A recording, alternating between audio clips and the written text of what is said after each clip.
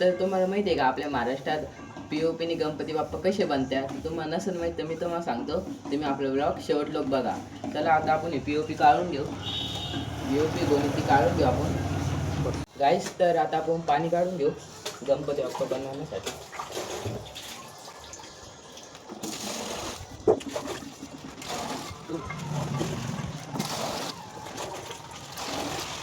गाईस तर आता आपण पी.ओ.पी टाकून घेतो, असं नाही काढून घेतो.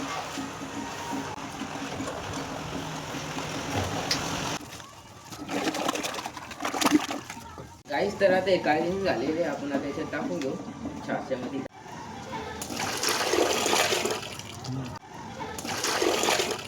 गाईस तर आता याच्यात आपण वॉलपुट्टी टाकलेली आहे. तर आता आपण याला हे करून घेऊ, याला नीट हे करून घेऊ.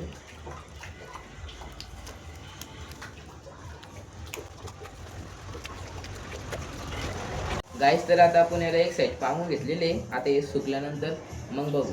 गाईस तर गणपती बाप्पाचा सेट झालेले. आता आपण हे ओपन करू साच्या. आर्यन हे ओपन कर. ओपन करायचं का? हो. आपण पहिले सर